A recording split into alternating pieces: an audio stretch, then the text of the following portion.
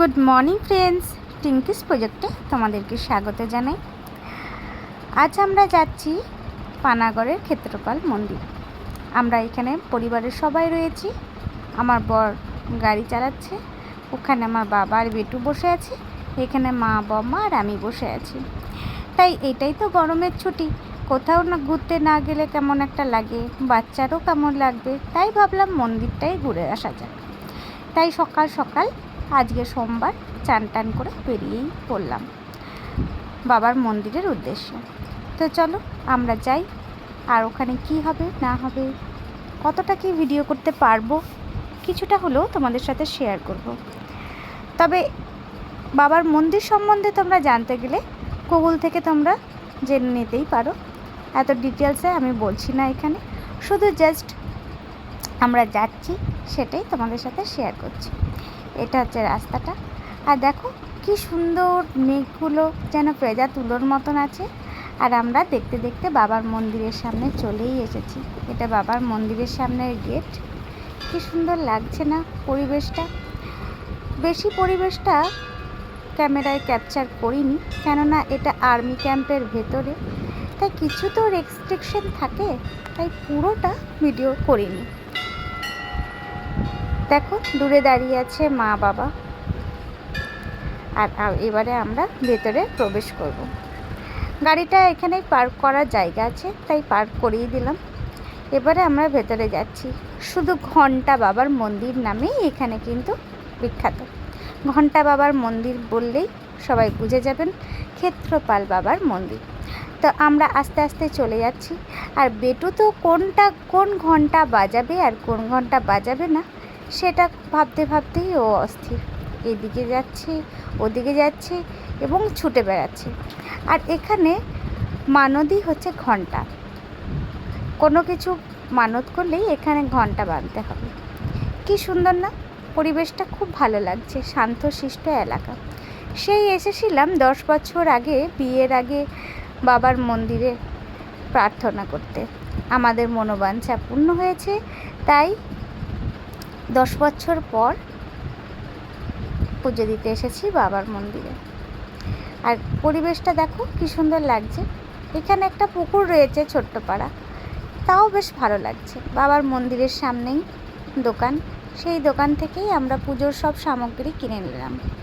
এখানে সব সামগ্রী কিনতে পাওয়া যাবে, সব কিছু গুছিয়ে দেবে তোমরা যতটা নিতে চাও।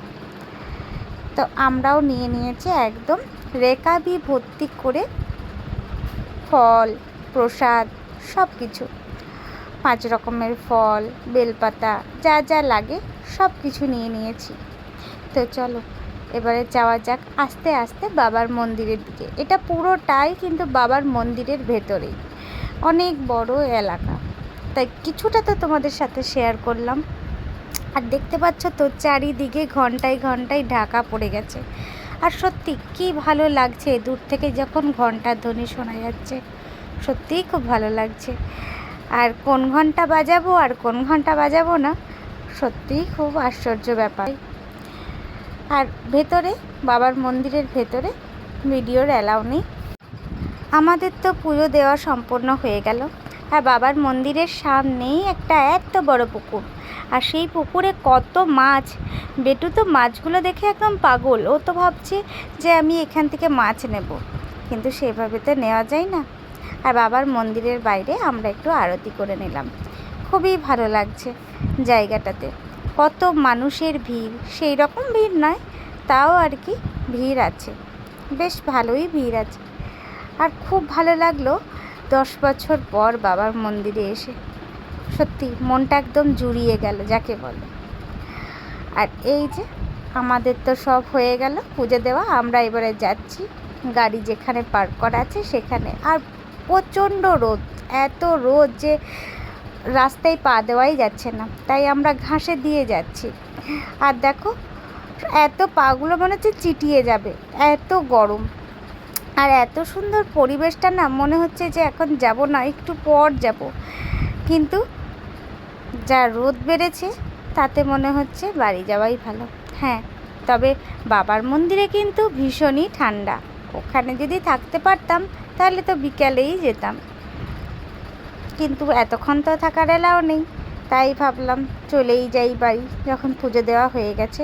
আর এত সুন্দর গাছে ফুল ফুটেছে, কলকে ফুল, তাই ভাবলাম দুটো নিয়ে আমার সোনা বেটুর কানে একটু গুঁজে দিই, তাতে ওকে ছোট্ট মহাদেব লাগবে। আর তার সাথে একটা ডুমরুও কিনেছে, যেটাও কন্টিনিউ বাজিয়ে যাচ্ছে। আর ও খুব হ্যাপি, তাই আমারও খুব ভালো লাগছে। বাচ্চারা হ্যাপি থাকলে তো মা বাবার আর কি চাই, এমনিভাবেই থাকুক যেন আমার বেটু। আর দেখো কি সুন্দর লাগছে, সবাই তাই বলছে ছোট্ট মহাদেব লাগছে। আর আমার বাবা কোথাও সেই রকম বেরোয় না, কাজেই আমাকে চট করে নাও বলতে পারে না। তাই বাবাকে জিজ্ঞেস করছি কেমন লাগছে, বাবাও বলছে ভালো লাগছে, ভীষণ ভালো লাগছে। আর একটু আধটু বাইরে বেরোলে তবেই না মন ভালো লাগবে, সারাক্ষণ ঘরের মধ্যে থাকে। আর বাবার হাওয়াটা ঠিক আমাকেও পেয়ে গেছে। আর এই দেখো মহাদেব, পাশে আর এক মহাদেবের মন্দির ছিল, সেই মহাদেবকে ক্যাপচার করেছি। ওই ভিডিওটা তো করতে পারিনি। আর এই মন্দিরও অনেক বানানো হচ্ছে, এখনও কিন্তু পুরো কমপ্লিট হয়নি। এটা পাশের মন্দির, এটাও দারুণ সুন্দর পরিবেশ, খুব ভালো লাগছিল। কালী মন্দির, শিব মন্দির, বজরংবলী মন্দির, কি নেই, সব ঠাকুর আছে। আর এই দেখো এই মন্দিরে শিব পার্বতী গণেশ, কি সুন্দর লাগছে, মনে হচ্ছে স্বয়ং দেবাদিদেব মহাদেব এবং মা বসে আছেন তার সন্তানকে মধ্যে নিয়ে, খুব ভালো লাগছে। আর এটা দেখে তো আমার এত ভালো লাগছে যে আমি আমার পরিবারের সকলকে ডেকে এনে দেখাচ্ছি। আর এই ছিল আজকে চারিদিকে সবুজে ঘেরা বাবার মন্দিরের ভিডিও।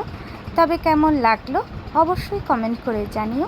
যদি আমার ভিডিও ভালো লেগে থাকে তাহলে একটি লাইক, শেয়ার এবং বেশি বেশি করে সাবস্ক্রাইব করবেন। তবে আজকে আসি, পরে আবার আসবো অন্য কোনো ভিডিও নিয়ে। রাধে রাধে, বাই, হরে কৃষ্ণ।